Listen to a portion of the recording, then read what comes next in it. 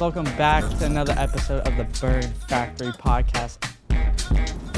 What is up, guys? Welcome back to another episode of the Bird Factory Podcast. I'm your host, Priest, joined by my co-host, my brother, the one and only Phoenix. What's up, y'all? This is called the Bird Factory for a reason. I was literally caught on fire. 50% chance to live.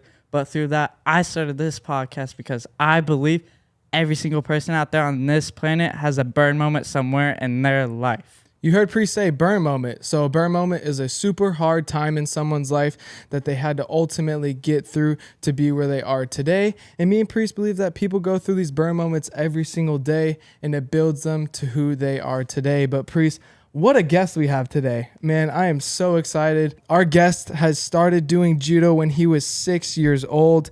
He has won 2 gold medals at the Pan American Games. He has won a gold and 7 other medals at the Pan American Championships. He's a 9-time IJF Grand Prix medalist, which includes 3 gold medals. He's also won a gold at the World Masters and is the first male ever to make 2 semifinals in Olympic judo history and is one of the most decorated judokas of all time. So please give a welcome to Travis Stevens. Thank you, guys. Thank you. Thank you for coming on. Here. So Yeah. you did judo since the age of 6. You didn't do football, hockey, nothing? Nope, I did other sports as a kid. Judo was always that sport that was after the sport because I would do soccer, baseball from like 4 to 5, and judo was always at night, like 7 to 9.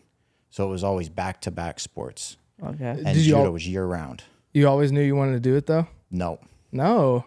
So I actually, my whole like burn thing starts right at the beginning. Super at the beginning. So when I was 11, I was getting ready for the nationals and I was on my way to like 2004 Olympics, 2008 Olympics, like on that path. And then we were playing a game getting ready for the nationals. And between the ages of like 7 to 11, I lost less than 10 times. Really? Yeah. Older divisions, younger divisions, same weight, bigger weights, didn't matter. Like winning was like, drove me. And then we were playing a game, blew my leg out completely. My foot got put on my hip. Guy's shoulder went straight through my kneecap. Cut everything. I spent 6 months in a brace. No sports from 11 to 15. Was this just like rondoi or something? Nope, Or what we was were it? playing a game. Just a game. Just a game. Wow. It was like sumo, but there was like 8 of us, and we had this giant circle, not a little one, a giant one. All you had to do was push the people out. Kid went to shoot a double, got pushed from behind, shoulder went right through my knee. How long were you out for? 4 years, no sports. 4 years. Yep. Oh, Jeez, why so long? Nothing. I had to learn how to walk again. I lost everything. that's a little burn moment right there. Yeah, just right off the rip. Oh, my. No more sports. I went from a total athletic kid to nothing. Wow. How like mentally challenging was it coming back? I mean, being off 4 years, like were you like kind of like babying it or like, oh, like I can't hurt it again? Or were you full I turned go? into like an angry child. Like my parents were like, we're going to have to send you to military school because I would do nothing but act out. I had zero outlet. I was an athletic kid, always out running around, playing, climbing trees to can't do nothing. How hard was that mentally? You know, I don't know. I was so young. All I remember is acting out, getting into trouble all the time.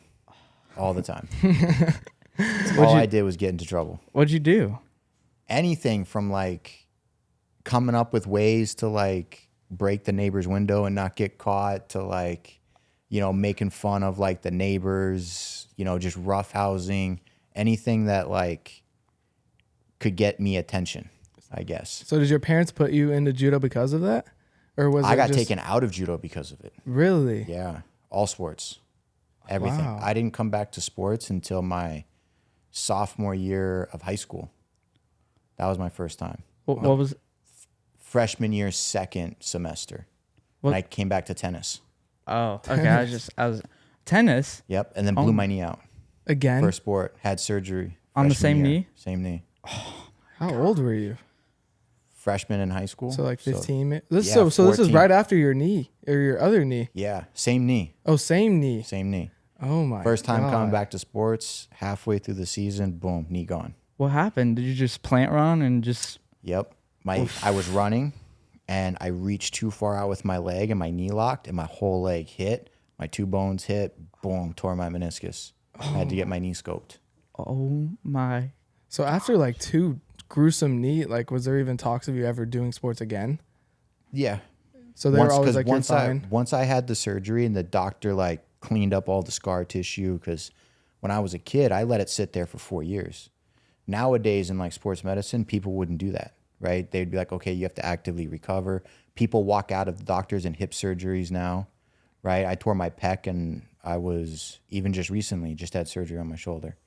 So like now doctors are a little bit more like, you know, proactive with the healing process instead of like let it sit for 6 months. I had to let it sit for years because I had growth plate issues and like other things. All that scar tissue got torn in that one moment. So when the doctor got in there, he cleaned it all up, stitched it back up. 2 weeks later, I was good as new. Your poor body. Oh my gosh. How many surgeries do you think you've had?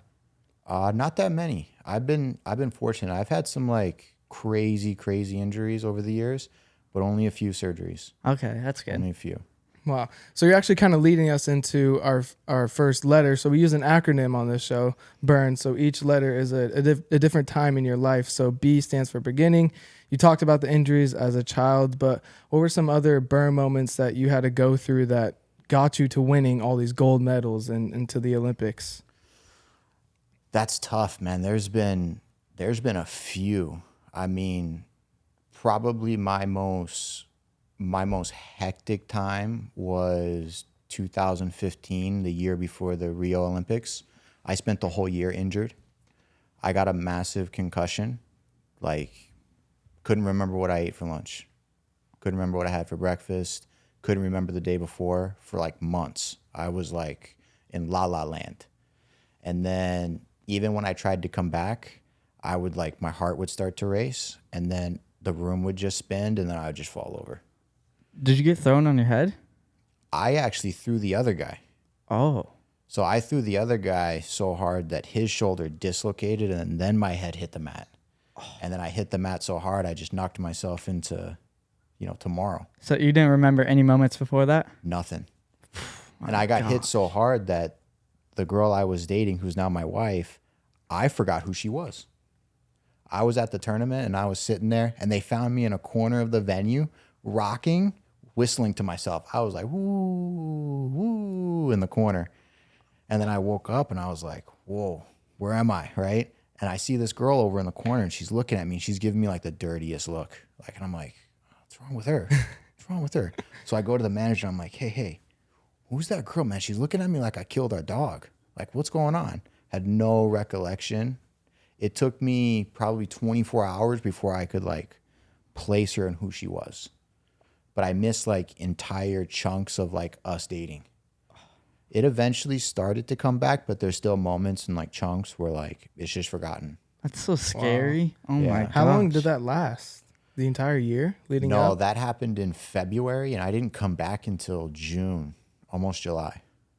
Wow. So we're going on like 4, almost 5 months. This was before the games? Yeah, 2015. 2015. So Where it was was the year before. Yeah, a year before. And where was the Olympic Games at that following year? 2016 in August, end of July, August. Yeah. Okay, like what location? Rio. Rio. yeah. Okay, it was Rio. Yeah. Oh my gosh. Did you think you were gonna go and compete again, or did you I think tried. You tried? Yep. I went from one of the top 5 players in the world to 0-5 in my next 5 events. Coming off of the Coming off the concussion. Lost every time. wow. Was that mentally challenging? Like, man, I'm like the top I judokas actually- in the country and I I'm actually losing. sent a letter to the coaches and the staff and I was like, F it. I'm off the team. You're done. I'm done. And they were like, whoa. Hold on a second. Let's not overreact. And I was like, nope, that's it. I'm fucking done. I'm not quitting judo. But whatever you guys are doing, I ain't following it. I'm done. And then we actually sat down and had a conversation. I was like, I don't care where I go, but I'm going by myself to where nobody really knows who I am. And I'm just going to exist. And then I'll figure it out. So I ended up going to a college called Tokai, which is one of the #1 universities in the world. And all they do is fight. That's it. You show up, you do 15 rounds of 5 minutes, you go home, you wake up the next day, and you do it all over again. Where is this at? In Japan. In Japan, okay. So couldn't talk to anybody. No one could talk to me. All we could do was fight. And I was like, okay, here we go. I'm going to spend the next 3.5 weeks, and then no one's going to email me. No one's going to talk to me. No one's going to ask me how I'm doing. I'm just going to figure it out. And then the day before we get on the plane, I break my thumb in half. Oh. Snapped straight off. Coming home, the flight coming back? Going there. Or going there. Going there. Oh my God. Snapped it in half. What happened? So I have this weird rest position, which is a little different than most people. And I kind of like sit and I lay down with my hands just like relaxed. So my thumb kind of like dangles out. And so I was trying to rest and I was laying there. And a guy from like over there came down. Boom. Oh, landed right on it. Took it right off, knocked it straight down. And then it just dangled there. Did it hurt? Or did you? Yeah. No, it felt good. The whole thing swelled up. I went to the doctors the next morning before I got on the flight, and they made me like a custom molded like sleeve that like Velcroed around, and then I would take it off. I taped it when I was in Japan, and I fought with one hand for like 3 weeks. And then when I got out, I put the thing back on, I taped it back up, and I went back to my room and cried. Couldn't that put it at like a risk of even more the Olympics damage? are in less than a year. Got to You do didn't whatever care. it takes. Didn't matter. You didn't care. So you were there for 3 weeks, and then you come back. And as soon as you came back, what was that time kind of like? When I came back 3 weeks from that, Yeah. won Pan Am Games. Oh, you won it? Won it. Wow. So I went from 0-5 to Pan Am Games gold medal. Wow. Burn 3 moment. weeks in Japan. That's another burn moment right there. And then it didn't end there. My year wasn't over. I turned right around from Pan Am's, almost had my leg chopped off. Yep. Oh my God. So you had your head, then you had your thumb, then you had your leg, Yep. all in 1 year. Not done there. Oh my God. So I got 3 bacterial infections, like staph infections in my leg, 3 different kinds at one time. My whole leg swelled up. And at the time, we didn't know what it was. I went to the hospital. I went everywhere. And they were like, you have bursitis in your knee. And I was like, okay. But my whole leg was like twice the size of my other leg. So when we got on the plane, I wrapped it with an ace bandage. And then to like prevent the swelling because it was hurting. Went to the Worlds, ended up shooting like Novocaine into my back to like help deal with the pain, like a nerve block almost. Ended up losing in the second round, got choked for the first time in my career, embarrassed. Whole US team got slaughtered. Came back and I'm laying in bed and I'm waking up in like massive amounts of puddle of sweat. Like massive, like you have to clean the sheets every time I fall asleep. And come to find out, my heart is beating at like 160 beats a minute in my sleep, which is like I'm running like a marathon. Like I'm having trouble keeping weight on. And so my girlfriend, now my wife at the time, is like, we're taking you to the hospital. And I'm like, nah, I'll be fine. Don't worry about it. She's like, nope, we're going to the hospital. Go to the hospital. I'm in the ER and the ER doctor comes in and they're like, hey, whoever you have to call, but you may lose your leg today. And then she left. And I was like, what am I supposed to do with that information? Who leaves after making that statement? They rushed me up into a special room upstairs for like bacterial infections. I spend the next 7 days in a hospital. They pump like 300 cc's of like orange pussy goo out of my leg. And then I'm in surgery like 10 days after that. I spent 2 months in in-home care with PICC lines running through my body.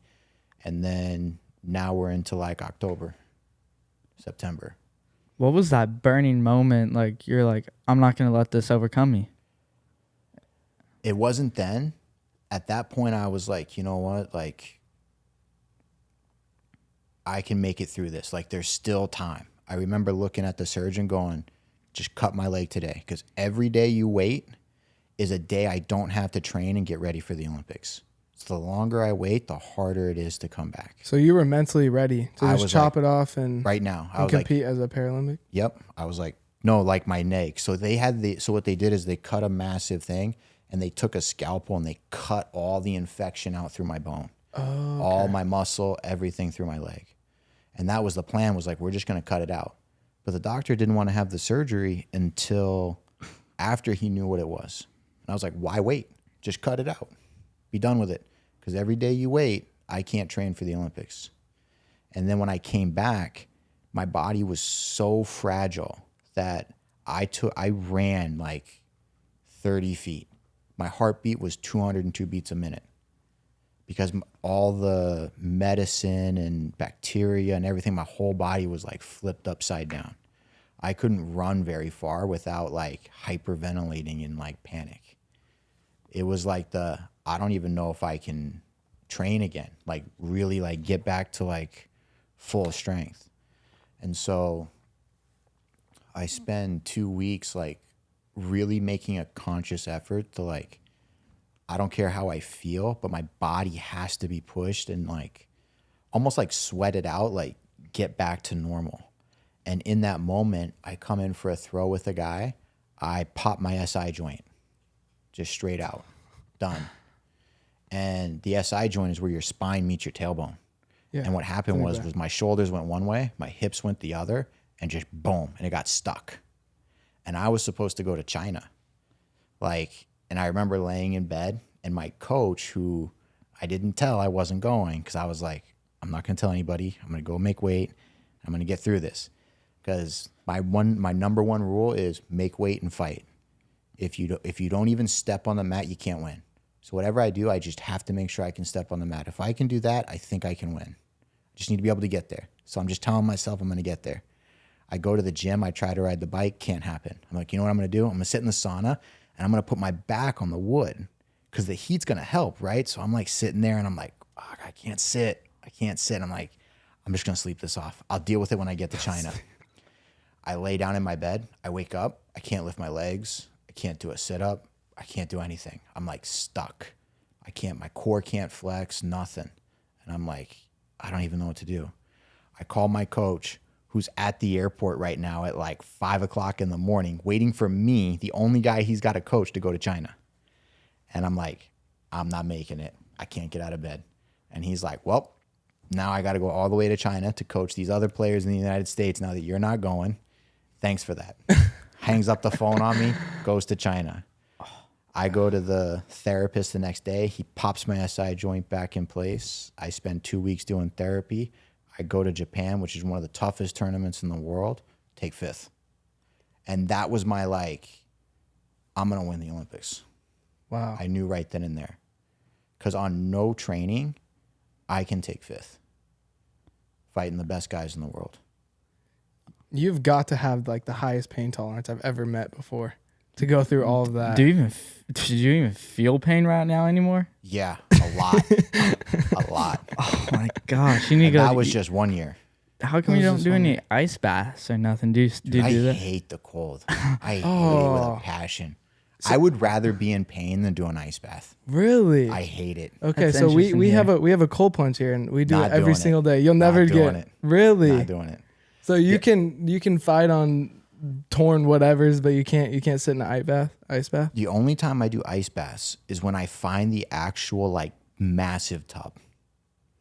Like when you Like go to the like steel ones. No, like when you go to Turkey and you get in like an ice bath, like a Turkish bath, the tub is like the size of this room.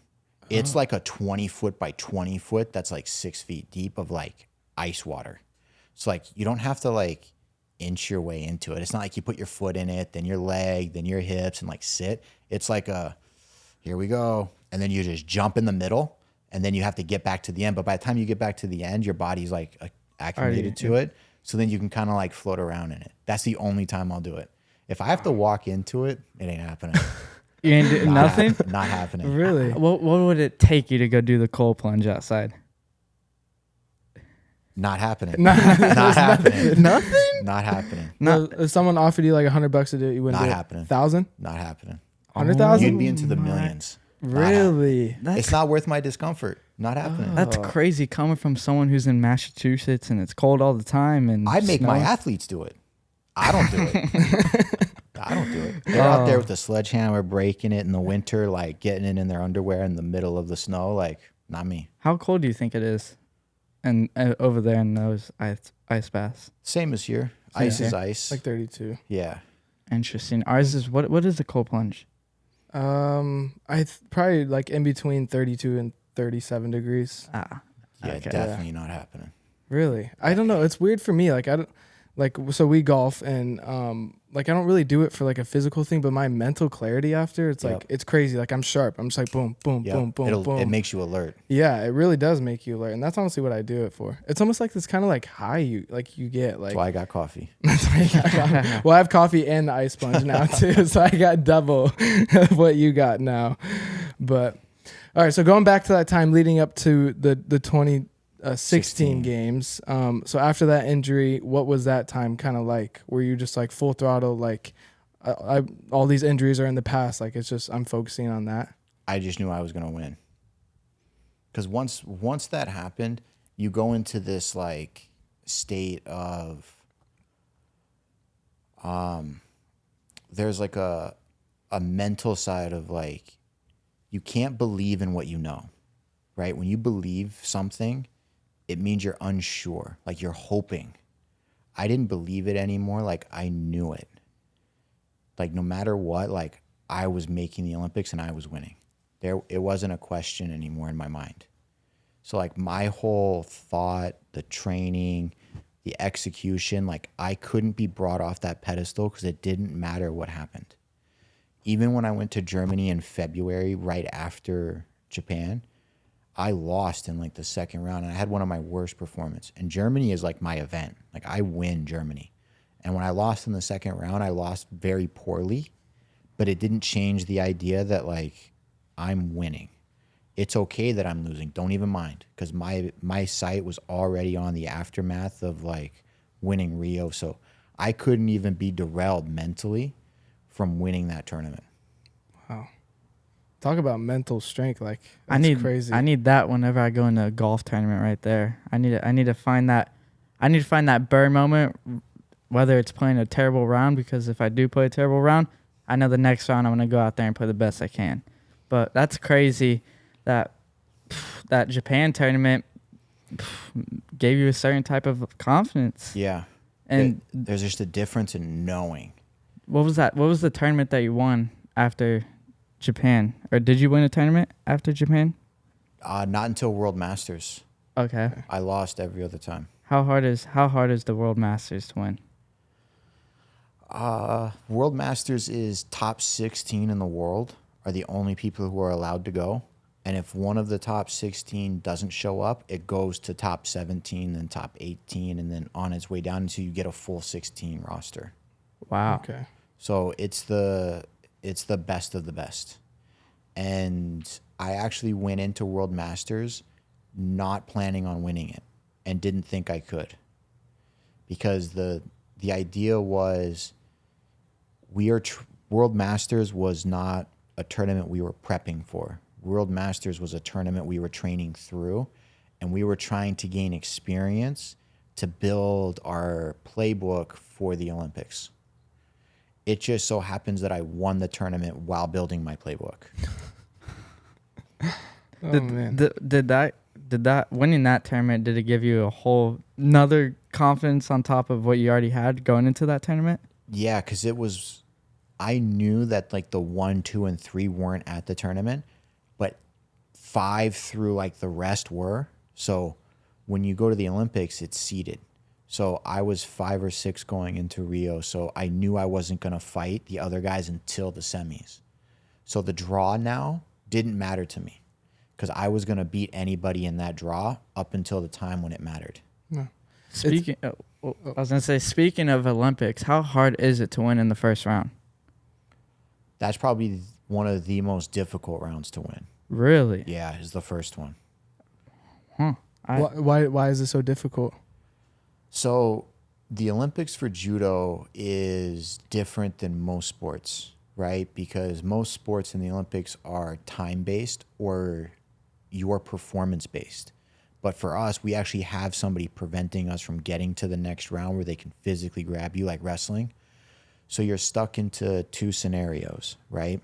You're either a seated athlete that's not going to fight another seated athlete, which means that you're kind of in this limbo of Do I get somebody that's completely off the wall? Because the Olympics give wild cards. So random players from around the world can get a wild card, which is like the IJF saying, you get to go for some reason or another. And then there's people that don't directly qualify, but they're the next in line. And every country gets a next in line participant, and they can land in there. So what happens is you could get a world champion first round who's not seeded, because he may not be top 5 in the world if he suffered an injury like I did, where I didn't get that many points in 2015. So my ranking kind of started to drop. And then I was able to bring it back up because of the World Masters win. But for the ones that skipped it or didn't go, they fall below the seed. So you could just end up that way. So and you're then it gets nervous. Then you have the other side where it's like you have a random Joe that you should beat, right? But when he knows he's going to lose and he's at the Olympics, he throws the kitchen sink at you. Yeah. And if you don't do well, that messes with people's like mental, like I'm not prepped right, I'm too tired, that should have been easy, it was difficult, and it kind of sets the tone for your day. So mentally that is really difficult. You see a lot of like European champions, world champions go out in the first round all the time. How many matches are in a day? 5. 5? 5 So you fight almost the entire tournament in one day? in one day. Wow. How many rounds are there, or matches? Throughout the whole tournament? Yeah. It's a round of 32, somewhere between 24 and 26. So you figure 32, 18 plus that, probably around like 40 matches for men, probably a little bit less than that for women. Oh my Jeez. gosh. How are you not like mentally fatigued already going to like the semis or the... Well, and Well, that's semis where are a the lot of next day. people really, no, same day. Oh, this is the same day too? Day. Really? Yeah. And that's where people really struggle, is because they don't know how to do it. And if you don't actually compete and win internationally, your flow of your day, you don't know what to do. And some people that don't train that or get that experience, they struggle. So you'll see a lot of people make like semis, take a break, and then they don't know how to like re-prep for a semi or a final, and they'll just finish 5th all the time. Wow. It's actually funny. So growing up, I did judo too. And I was probably like 8 or 9 at the time, and we were at nationals in Atlanta, Georgia. And I remember I literally had to fight literally like 5 times that day. Yep. And so I'm going through the draw, and my dad and Ed Liddy, who you probably know, were my coaches, and they're like, man, he's gonna be a national champion, like he's got it. I kind of go through everyone, and then I didn't know how to fight again, like for the final time, for the 5th time today, and I was just so done. Yeah. I literally just like went up, and I literally just fell down and like threw up my leg like this, and it's just done. And I literally got pinned by a kid that I e-pawned in like my very first round. I fought him. Yep. But it's just so mentally like fatiguing. You're just like, I'm done. But Yep. well, I could have been a national champion if I would have sucked it up. But I ended up getting 3rd, I think, which was still some cool. people just don't know how to make that turn off and then turn it back on like a few hours later. And everyone's different. So, you know, a lot of like people coming up through the ranks do is they do what like the older athletes do instead of doing what they need to do, because everyone's a little different. Yeah. Like my routine is different than a lot of other people's, because I F off for the day. Like I just leave. Like I leave the venue, I leave the town. I actually put myself into a community type setting where we do other activities other than judo. Really? Like for the Olympics, I actually left the whole venue and I went and watched fencing. Really? Yeah, just You have that much time in between? it's a couple hours. Couple hours per. Yeah, Did you do any other activities during that time other No. than fencing? You just watch fencing? just watch fencing. How was that in person? Is that crazy? It's a little difficult to watch. Yeah. Yeah. It's a little. I almost feel like they should have like a lightsaber type S so you could see it instead of like hear it, because it just looks like the hands waving. Yeah. Do people get so is fencing wherever like they run or whenever like they're fighting with like Yeah. that? Yeah. They like And then- they sword fight, and you get points. How do for, you like, not like? How does the fence not go through there? Like, It's like Well, it's not that really sharp. it's a really thick leather though. Yeah. oh, It's okay, like it's so like it's a not like heavy suit. so they're not in danger. No, Oh, no. okay. No, it doesn't like Okay, hurt them I or thought- I anything. think it goes to a point and they put like a little ball on the end of it. I think is what happens. See, yeah, I didn't know any about fencing. I knew what it was, but it was like, I see these guys. I'm like, how are they not like bleeding or something from it? This portion of the Burn Factory podcast is sponsored by Phoenix Salon Suites. Please visit Phoenix Salon Suites at PHENIX Salons SALON Suites SUITES.com to find one near you. All right, but Travis, we got to go to you and Burn. You just took us to the beginning. All those injuries as a kid from literally almost losing your leg.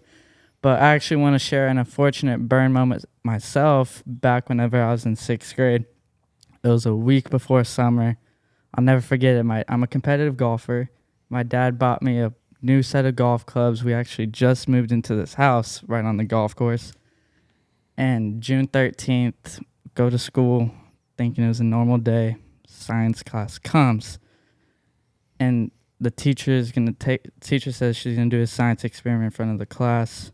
So she gathers all of us up, takes us outside, and next thing you know, it's like a bomb literally went off right in my face. And it's pretty crazy because like you have this out-of-body experience where you're literally looking down at myself and I can see that I'm on fire, but I didn't know. And I just hear like, you know, like a swimming pool where you can hear kids like screaming and like kind of stuff like that. That's what it sounded like. And all I hear is like, he's on fire, he's on fire, he's on fire.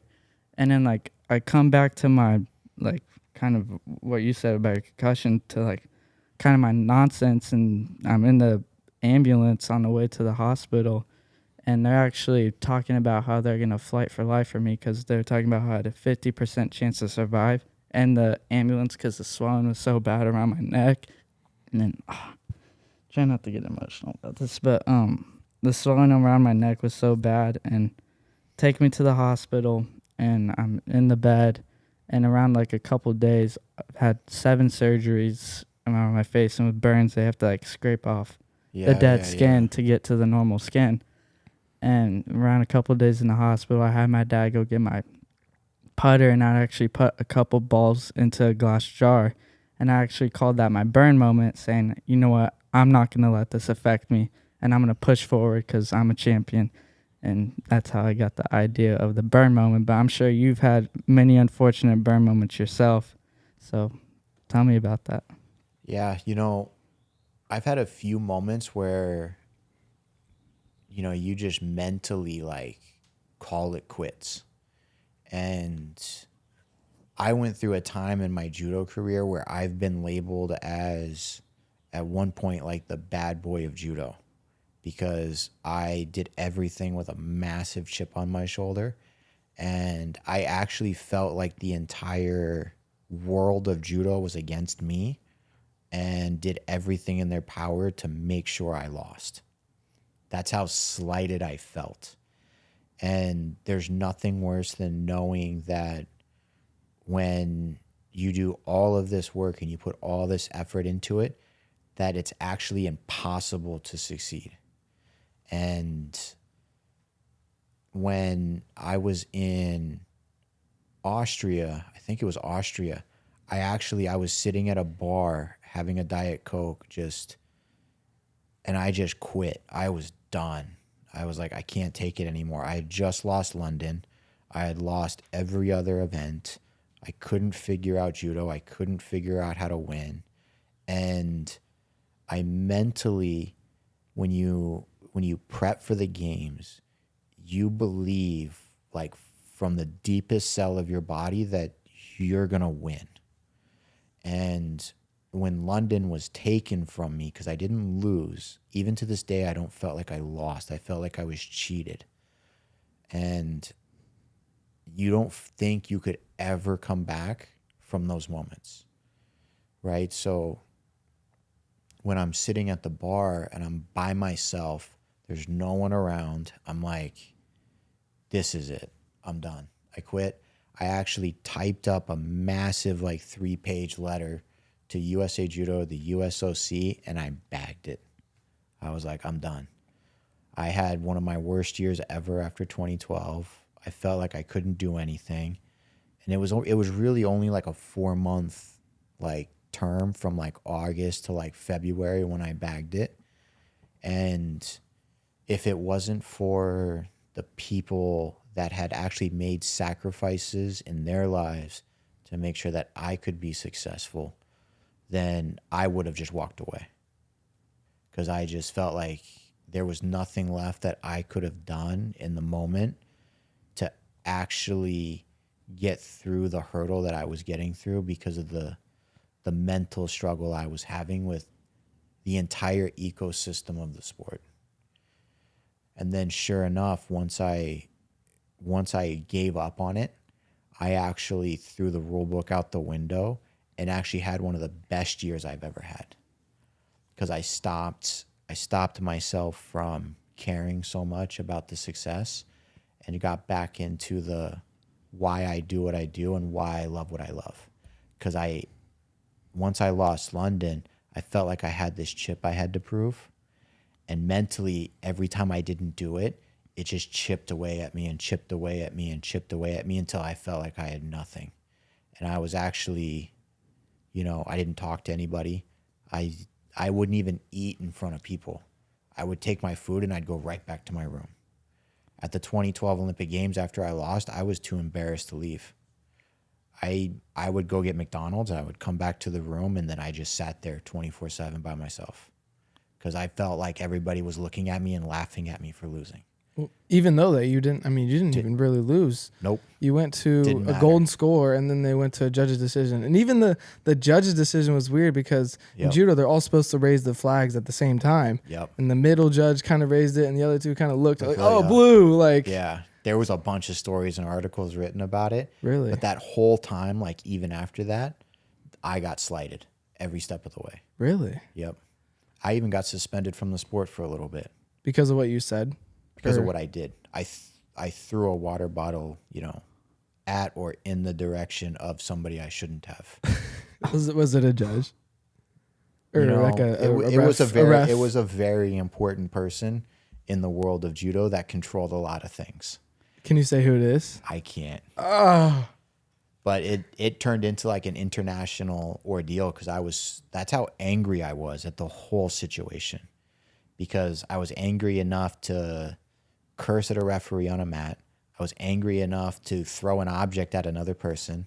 I was angry enough to cuss out that same person in the middle of an entire international venue, in the middle of the venue. So everyone heard it and everyone saw it. They suspended me from the tournament. They suspended me from judo. And then when I came back, I still got screwed. And then I was like, you know what? F it. We're done. I'm out. And then my coaches actually brought me back into it. And I didn't actually have downtime as much as they gave me the leeway to compete without pressure because all they wanted me to do was compete. They never wanted me to win anymore. We flipped the script on what was really important, and it was more important that I competed. And I remember having the conversation with my coaches, and I was like, just so you know, the rule book's out the window. If I have to cheat to win, I'm cheating. I don't care if I get penalized. I don't care if I get thrown out because I was done anyways. And then sure enough, I won the next tournament. What tournament was that? Germany. Germany. Yeah. didn't you beat Bischoff there too, Yeah. right? In his home country. Yep. So what was that kind of like? Was that like just like That was got actually one of you. my highest moments. And not because of him. It was what happened after the tournament. what happened after? So there's a Bundesliga that happens. It's one of the premier leagues in all of Europe. It's like a professional judo league. And there's a team that Jimmy used to fight for called TSV Abensburg. They're one of the best teams in all of Europe and the entire world as far as professional judo goes. And a lot of the best players in the world compete for this team. And Bischoff was one of them. And after I beat Bischoff, I won Germany, and the coach of the team came over and was like, we want you to fight for our team. And then I signed on for Bundesliga and fought for Abensburg for like the next 8 or 9 years. Really? Yeah. So I went from when I beat Bischoff, it was my first international gold medal where I beat the Olympics champion, I think he was at the time. Yeah, Olympic champion at the time. Well, he won in 2008, right? Yeah, And then did he win in 2012 again? silver. Oh, He yeah, lost silver. same Okay. Olympic final. The Korean and the German Korean both beat him. fought. Yeah. Wow.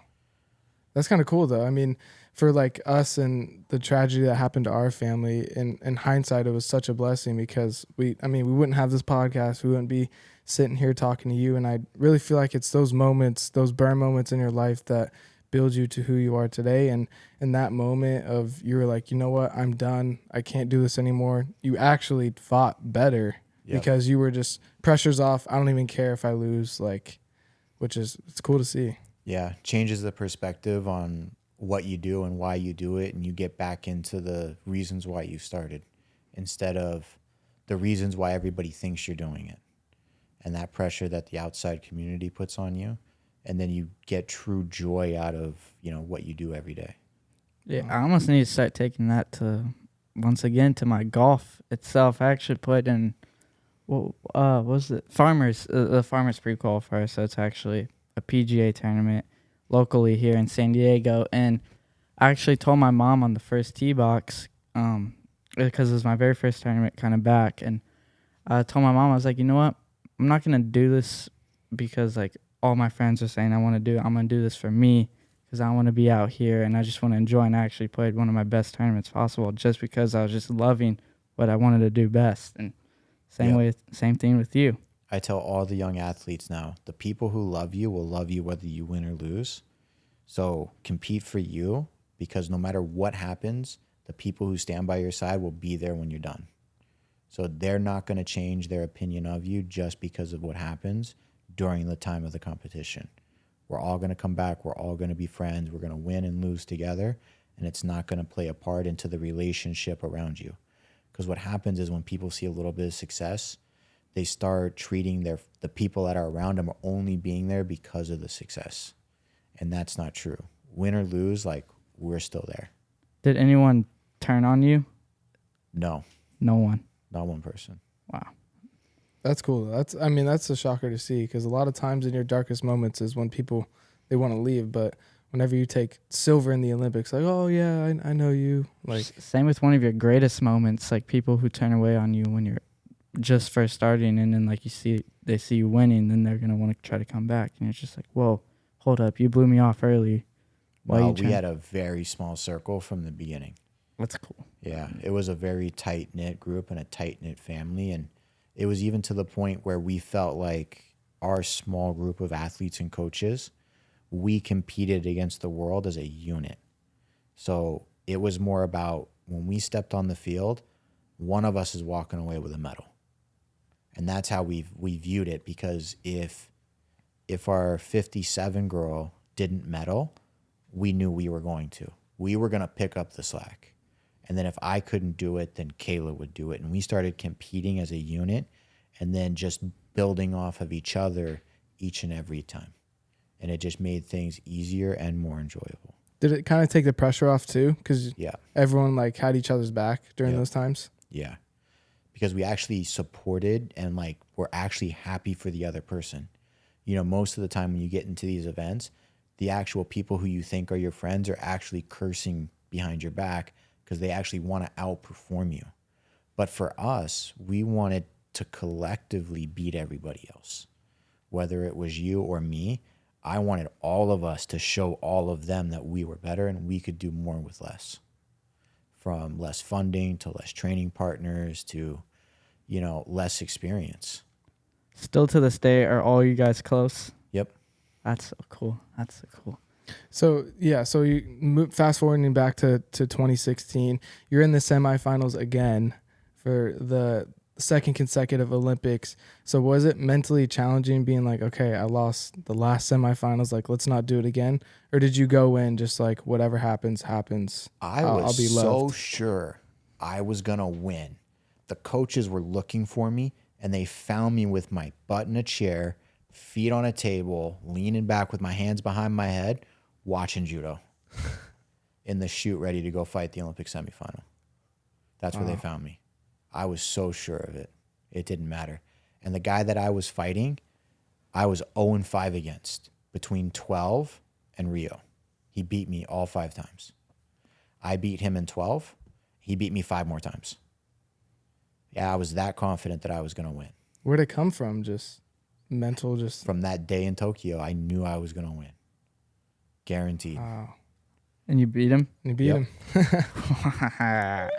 On about the- a burn moment. On the exact minute we planned it. Really? Yep. Yeah.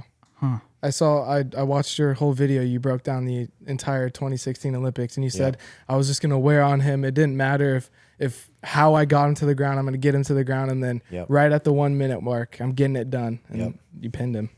Oh no, you choked submitted him, it. yeah. Oh yeah, you submitted him. That's right. Yep. Yeah. I need to get my judo terminology to high level. I'm sitting here trying to like, okay, yeah. And looking back at it, I feel so bad for that guy because he was one of the best judo players in the world. No Olympic medal. Multiple time world champion. No Olympic medal. Where was he from? Georgia. Oh, okay. Yeah. Junior world medalist, world medalist. Just at the Olympics, he ran into me both times. Wow. I feel like you mentally beat him because you can see in the video he was so frustrated. He was like, "Dude, what is this guy doing?" Like, and then boom, submits him. That playbook's Easy. important. The playbook is important. Yeah, Gotta have a playbook.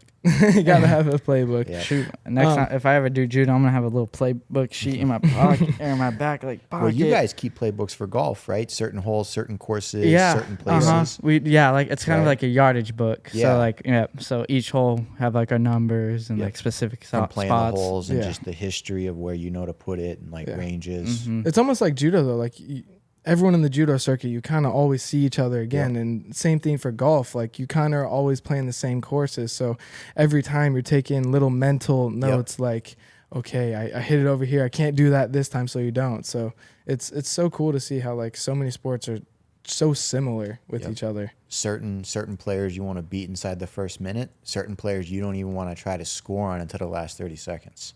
Yeah. Oh, how is it? Is it hard to do like film on judo opponents because they're so like different from each other? And It's difficult in the sense that when people break down film, they tend to break down athletes in a way that doesn't benefit them, but they think it does, right? So I'm a right-handed player, but I also have a very specific style that's to me. So if I watch the Georgian, for example, that I was prepping for, if I watch him fight other right-handed players, his actions and reactions are based on that player, not me. So it makes it difficult to actually break down videos where you know exactly how that player is going to react to me. I almost need information on him by getting my hands there and getting a feel so that I can conceptualize what the future is going to lead, and then it's a guessing game. And you use all your history and all your data to kind of guess. When we break down video, we reverse engineer it to look for consistencies in the players. So when I was competing against the Bulgarian in the quarters, I had never even done a round with him. Never touched his gi. All I've ever done is seen him compete and seen him in the room training. Never worked out with the guy. I knew I was going to beat him because when we watched his film and we watched him compete, he used a very specific throw, which is exactly how I win. And he does it when he gets tired and when he gets put into danger. So I could compete against him in a way where I don't have to take any risk. I could just try to push him to the point where he gets tired, and then he'll do this thing that'll allow me to win. And sure enough, 2 minutes in, he got a little winded, got a little nervous, and his just natural instinct kicks in. And then once that happens, he's done because now he's not thinking. You know, a lot of athletes, they really struggle with the mental side of things, and they don't practice the mental game during their training. They train as hard as they can physically to do the best they can physically, and they leave the mental out of it. When I was in Tokyo, one of the things I do is I pin everybody. And when athletes do a specific throw, I can pin them. It's like a 90% certainty if you do that on me, you're getting pinned. And it was so blatant that I could do it that when I was fighting the Russian in Tokyo, when I came back from that injury, the Russian coach goes, "Hey, you can do anything you want except for this move. If you do this move, you're going to lose." And he goes, "Okay, I got it." He kicks the shit out of me. for like 4 minutes and 40 seconds. And then sure enough, 20 seconds to go in the match, he does what he's not supposed to do and gets pinned. Because he just Got him. He got tired. He made a mental lapse because he's not focused and lost it. He just started pounding his fist in the mat and crying like a little kid. And then the coach was like, I told you. And he's like, yeah, I know. I feel like in judo you can't get too comfortable. You Ever. always need to be on your toes and always be with it. Yep. Because whenever you get into that little small thing, that's when you Yep. open up the door and you can flip him. Did you guys work with mental coaches though at the OTC? Is that kind of how you got so mentally Me never. focused? No. I didn't do it until after 2012 because when I was hating the world, I was like, something's got to change. And then I found a sports psychologist that had a different look on mental training, mental preparation, mentally preparing yourself and your body to actually compete and win. Most people, when they envision themselves doing something successful, they envision the act, right? So before I used to see this sports psychologist, what I used to do is I used to know who my opponent is, and I used to visually in my head see myself throwing that person. And then I would picture it again and again and again and again. And when I would compete, I kept noticing that I would lose matches because I would get it put into my brain that I am beating you with this. And when I couldn't get it, I would just keep trying to get it because I've told myself, like, this is how I'm beating you. And I think I can do it. And I kind of get tunnel visioned into this way of winning. And I lost a lot of matches because of it. And when I explained that to her, that I get this like tunnel vision, what she told me was I need to remove the actual acts of what's happening, and I should focus more on the feeling that I get during certain stages, right? So you probably get this when you golf. There's a certain level of anxiety that happens when you step into the box. It's like a little bit, right? Just that little bit, right? There's a certain bit of anxiety when you pull into the parking lot and grab your clubs. A little bit, right? There's a feeling there. And there's, a little bit of anxiety when your backstroke starts to happen. There's a little bit of anxiety when you're walking to your ball after you've made that drive, right? There's that little bit. And she said, when you can focus on that feeling and the recreation on what that means, like, let's say you hit a bad shot. What does that feel like? And so when you ignore the surroundings and you think about the field of play as a blur, where it's not the object of the person, but the act that happens as being the important factor. So I would think like, okay, I'm 30 seconds in. What does that mean? Like, what do I feel like 30 seconds into a fight? Am I breathing heavy? Does my throat hurt? And when you start to do that, right, you start to get those like pins and needles. You can start to get goosebumps. You can start to get that anxiety running. And then you think like, okay, I've gotten a Shido. How does that make me feel? And then you start focusing on it, and your body neurologically falls into this place where like it's feeling all of these emotions and all of these stressors. And that's what your body needs to feel in order to perform. And it's not the first time you're feeling it. So I started training myself where I was focusing on the feeling and the emotion of it and the actual, like, how do my feet feel on the mat? Is it too slick? Is it too slippery? Is it sticky? How does that make me feel emotionally? When I look at the scoreboard, like, how does that make me feel? And then when I compete, these are all emotions that I've felt so many times. It's just second nature to me. I'm not overly worried. I'm not overly confident. I'm not confident enough, and I'm not too concerned or not concerned enough. I'm kind of in this middle tone of like, this is just everyday life for me now. Is that something you kind of practice in the practice room? Yep. All the time. So did you even get nervous right when you got on the mat? Nope. Nothing. Not even the slightest. Because you've been there before. Been there. I fought the Olympics so many times from an emotional standpoint and a physical standpoint where like I would actually get myself tired just thinking about it. Even when I'm driving a car, like I would just like zone out, and I could just get my hairs to like stand up in like the emotion of winning. That it just became second nature. So then whenever you get like into those zones and you start to feel that again, how do you like get almost rid of it? Because you say you weren't even nervous. But so you want it. That's the key, is like like, it becomes okay. a state of comfort now. So instead of nervous energy, it just becomes energy, right? Like the number one killer for athletes is anxiety.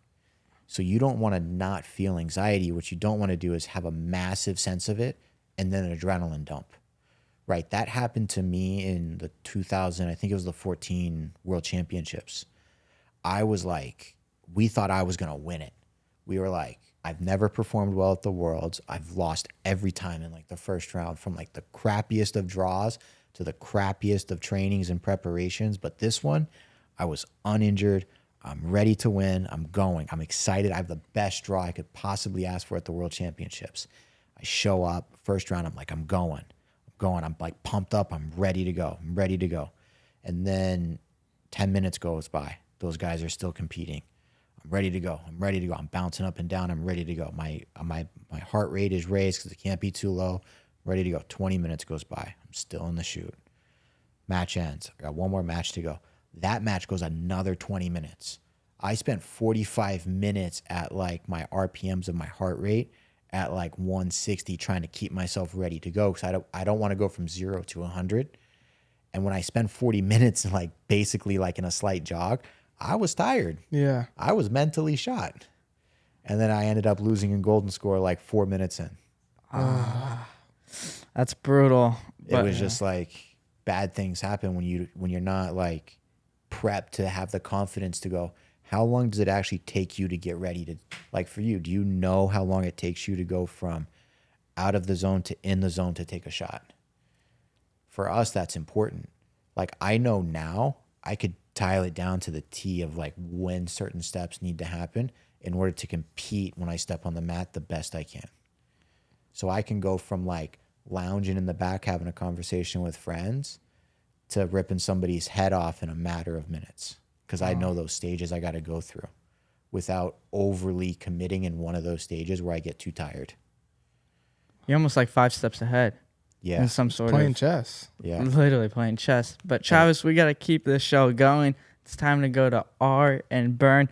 Ridiculous. I mean, there has to be some crazy fan that asks for like something ridiculous to you, or just even like traveling overseas and stuff. There has to be a ridiculous moment that happens. So Craziest thing that ever happened, right, was I bronzed at the German Grand Prix, I think it was, and I'm walking off the mat and kids are asking for autographs. Typically normal, right? And I'm trying to sign as many as I can, but there's like kids everywhere, and I'm signing and I'm doing stuff. And out of nowhere, out of the top of my eyes, I see a baby like crowd surfing. A mother had passed like a 4-month-old baby all the way down from like the top row. Boom, down like 50, 60 people must have touched this baby and let the baby slide all the way down into my arms. And then I'm holding this baby and I can see the mother like trying to part the like all these people like Moses in the sea, right? She's trying to run down here to get her baby. And then I'm holding this baby for like 3 minutes. All these kids Oh my are God, looking. that's a long time. She had to get through the crowd from the top row. And then by the time she got down there, she took a picture with me and then I left with the baby. Oh, that's so weird. my Yeah, it was the craziest gosh. thing. If I saw that, I'd be like, what's going on? And yeah, so I'm signing Literally. autographs looking at this baby like, no way that's coming down here, right? Because I can see the mother like, yeah. She's like looking at the people in the crowd like, yeah. Trying to push the baby down the crowd. I don't know. Why can't she just carry the baby down? I think she thought I was going to leave before she got down. she Because she wanted to felt get like if she you. could get the baby there and I got the baby, now I have to stay. And then she got her way down there. Did you sign autographs while holding on the baby No, still? I just held the baby and I was like, I don't know what to do. Oh my gosh, that's yeah. crazy. I actually have a kind of a ridiculous moment myself in terms of judo. So we were at the OTC. Yeah, we were at the OTC and I was like 3 or 4 years old, and Coach Ed would sit here and like we would all like at the end of practice being like this long line, and he would like call people up there, get their belts and like tie them, but I never knew how to tie the belt. So that I'd always be on my knees sitting here trying to like hide behind the people so he doesn't see me to come and tie my white belt that I never pass. And thank gosh he never called me up. That was just a ridiculous moment I had. Yeah, they weren't easy to tie though. I'll No. give you I didn't even know how to tie they're them. so long. And It's so confusing. yeah, I probably couldn't even tie one now. I have no idea how to. I Yeah. figure it's like back and then like, oh, I run a school, and it's the funniest thing to watch people, like, they look at it and they're like trying to figure it out. It's like 5 times longer than it needs to be, and they're like, I don't really know what to do. And they're looking at everybody else's like, why is theirs so short and mine's so long? They can't figure it out. Yeah, It's the funniest thing. it was hard. I kind of had something like that, but I couldn't do a cartwheel. So part of the warm-ups, you'd have to do a cartwheel yeah. to kind of learn how to, like, if you're thrown midair. Yep. And I could never do it. And my dad, we would literally be in the basement, like, trying to practice cartwheels, and I could never get it for the longest of times. And you know what? People who can do cartwheels, they look at it like, why can't people figure out how to do cartwheels? But you know what? A majority of people can't do it. No. It's the craziest thing. Like, to, like, transfer your weight, like, in air, it's so weird. I Yeah. just never could get it. And I don't know what happened, but it kind of just switched, and I kind of got it. But that was kind of the time that I started getting into, like, football and basketball. So I kind of started moving away from judo. But for the longest of time, and I was good. Like, I don't think I lost a match for like 2 years. Yeah. Like I got third at nationals, and I was winning all these tournaments. I was going to Dallas and winning, but like I couldn't do a freaking cartwheel. yeah. Phoenix just football tackled him to Seriously, win. that was back when you could touch the legs. Oh, yeah. Literally, just football tackle them. Yep. Mine was the good old fireman. Yep. That was my throw every single time. What's in that? the drop set? Yeah. What's that? What's It's a like fighter? you like kind of like grab like through their legs, and then like you roll Yeah, over. you throw them over your shoulders. Yeah. Oh, really? Yeah. Might have to try that. I need to Don't hurt stretch out yourself. before that, but All right. Yeah, that is definitely ridiculous. I couldn't imagine like holding someone's kid, and it's like so brand new. Like, Yeah. imagine if someone in the crowd dropped it. Yeah. That would have been tough. Oh my, I can't even imagine that.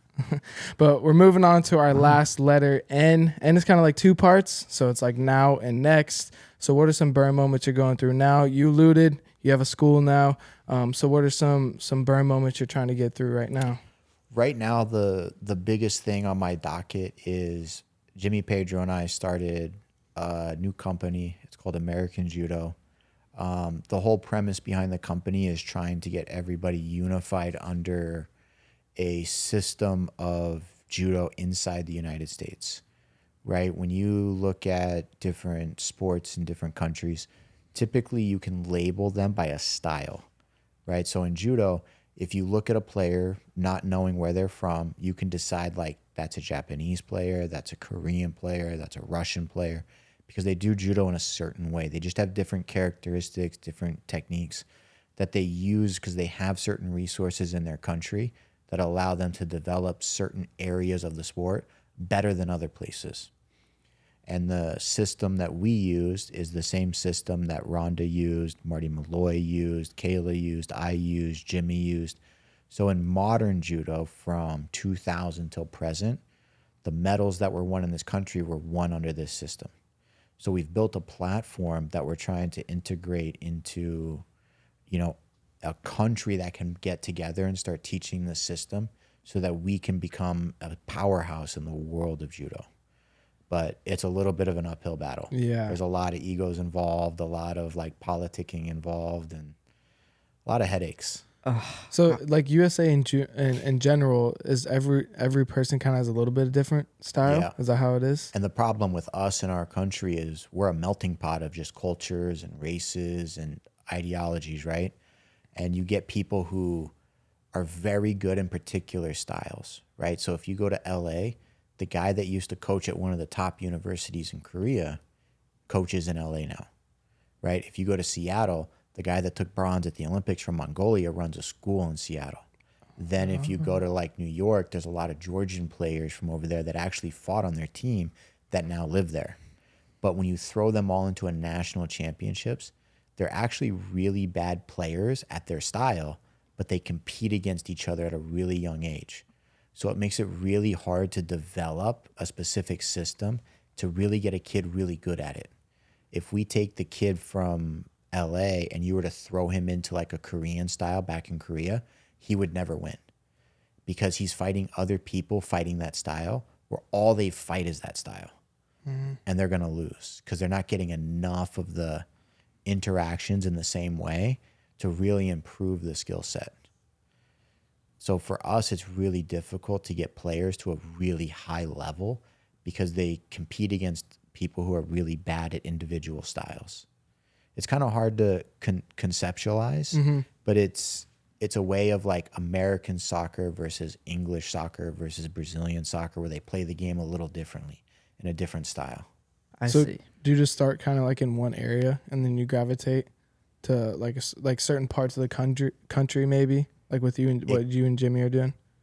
No, we did a nationwide program. So we signed a contract with USA Judo so that every member of USA Judo gains access to our online platform so they can learn right at home and follow our system from the very beginning where they don't even need a partner all the way up to Olympic level style techniques. Wow.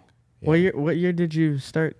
What year did you start this? Last year. Last year. Oh, so It's this brand is new. like brand new. Yeah, brand new. Wow.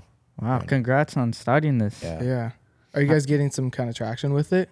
Slowly. Slowly. We just started an entire event series. So now we do, I think it's 32 events nationwide.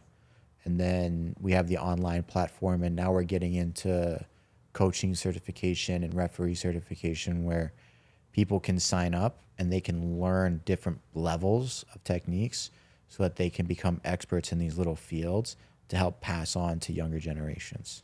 I see. So say someone who's doing it online, how many like weeks do you think it'll take before they can actually go into the gym and start rolling around with some people? Hours. Hours. Huh. That's Yeah. crazy. Hours.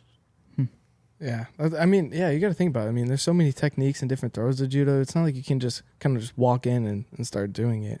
But you can. That's the difference. People label, it would be like, at the end of the day, I could play golf with a 7-iron if I really wanted to. Am I going to be really good at it? Absolutely not. Yeah. But that doesn't mean I can't play. Everybody in judo right now treats it like you have to master every club, then go play. Where we take the idea of like, how about you learn one thing and then play with that club to the best of your ability, and then we'll add more clubs as you get comfortable with the sport. And the more you go through it, the more comfortable you get, the easier it is to learn the other clubs. This reminds me of snowboarding. So random. Yeah, Yeah, no, that threw me for a loop. no. He just brought up No. snowboarding. I want to Yeah, see the what? connection now. Yeah, so waiting for I that. mean, we actually went to Breckenridge for my very first time of being in Colorado. I never snowboard, and kind of what you were saying, like a few hours and stuff. I didn't even know how to stand on my board, and the next thing you know, I'm going down blues within like 6 hours, and that really reminded me of judo. And you talking about how people can just learn, and then like kind of what he was doing, he would give us a technique, and then we would learn from it. But as we got better, the more techniques he started giving to us and made us better. So that's kind of how I got that connection yeah. right there for a sec, if that kind of I makes feel sense. like that's a lot quicker though. Like these techniques in judo, you're talking about weeks that you've been trying to. I can do it in hours. I can take a Really? white belt that's never done a throw and make it look cleaner than a black belt with 30 years of experience. Wow. Because they That's a follow shocker certain to me. steps. And it's easier to teach the white belt because he's only doing what you asked. The black belt is doing what he saw on YouTube a decade ago. He's doing what he saw the other guy do. He's doing what he saw in the other video from the last competition. And he's trying to like, Juggle all of them. yeah. Yeah. And then kind of mesh it together. I see. Yeah, I mean, I guess it does make sense when you break it down like that. But there's one thing I do gotta ask is, did you ever think about transferring over to MMA, kind of like when you're career? I mean, you see Kayla, she's doing MMA now. You look at Ronda Rousey. Did it ever cross your mind? Not even. Really? There was no money in MMA. Oh, I guess, yeah. At $0. that time, there's, yeah. It's a bad financial decision to do MMA because for me, right, I had a passion from the time I came back from my first leg injury. I made a decision. I'm winning the Olympics. I was doing that. There was no like, I'm gonna win the Olympics and make $100 million. It was like, I'm winning the Olympics. That's all that mattered. So it wasn't about the money. But once that goal was done, you have to make money to survive, right? I didn't have like some young dream of like, I'm going to win the UFC, whatever it takes. That wasn't in me. So if it's not going to be a business, it doesn't make sense to start a whole new journey to do something that like I didn't have in me to do. Would I be really good at it? Absolutely. But the financial side of it's just not there. It is for Kayla and it is for Rhonda, because on the female side of it, we're taking real athletes that are like physically trained for combat for 20 years in a professional setting against just athletes that aren't combat focused, that are trying to learn combat, right? So they have a leg up against every bit of their competition. But for men going up against pro kickboxers, pro boxers, D1 wrestlers, it's a different beast altogether. And the financial side on the men is equal or comparable to women, especially in Kayla's league. Yeah. Right? And when we look at the UFC, there's just the financial side of it for me is the top 1%, but you've got to do stuff to get to the top 1%. And it's like, do I really think I could get there? It's a dice roll for me because of my age and the history with my body. Just like, what do we do? Yeah. So I didn't want to risk 4 years of a maybe in my life to like potentially make maybe $100,000 if I'm lucky. Yeah. And I guess you're right. At that time, like the UFC was really, I mean, nothing. People aren't making $10 million a fight. Like you're making 10 and 10 maybe. Yeah, because I got to pay all your coaches and then all that stuff. And travel and that's on a maybe, right? Because even GSP, like if the guy he's supposed to fight pulls out, like you don't get paid. You spent all that money on your camp, your nutrition, your coaches, everything. Yeah, it's definitely a gambler's game. You have to have that drive in you to want to do that and live that lifestyle. I don't like that lifestyle. Especially being beaten in the head every single day of the week. Yeah, that's the other thing is like judo, you're not like, yes, you hit your head, but that's not the goal, right? Yeah. In MMA, like that's the goal. It's a little different. I don't think I could ever do it, honestly. Yeah. It's tough. It's fun to train. Like, you know, like go hit mitts, go spar a little bit, grapple a little bit, nice and light. And we're all friends after. It's different than when your teeth are in your mouth guard. Yeah, and you're locked in a steel cage with a man who's trying to literally kill you. Yeah. Or even like snapping your shin, trying to throw a leg kick and checking Ronan and just completely kind of like Chris Weidman. It's just so many things go wrong, and it's just benefit doesn't do it for me. Yeah. Yeah, like why waste my time? But Travis, you did just spell burn in your life. Where can the audience find you on Instagram or? Instagram is the best place, at Judo Silencer. And then what about the new thing that you and Jimmy are doing? AmericanJudo.com. AmericanJudo.com. Go visit it. Show him some love there. Well, Travis, as a gift for coming on the podcast, we do have a Black Label edition hoodie. Only guests can get these, and hat. Hoodie and hats. Hat. Awesome. So that is for you. Wear it loud, wear it proud. Maybe in your next seminar you could throw the hoodie on. Will do. Someone might try to grab it and just rip it completely off. But like always, please visit my foundation as well, priestjamesfoundation.org. Again, priestjamesfoundation.org. To understand why we call this the Burn Factory. We'll see you guys for the next episode. Peace. All right, guys. Travis Stevens just spelled burn in his life. He is now the Burn Factory champion. Yes, sir. You gotta raise your hand now. I don't know if My shoulder. Just injuries. But as a champion, you have to call out someone. Who are you calling out to come on the Burn Factory podcast? Kayla Harrison. Kayla Harrison. I need to. If I'm here, you're here. Yes, sir. Kayla Harrison, come on the Burn Factory. Spell burn in your life.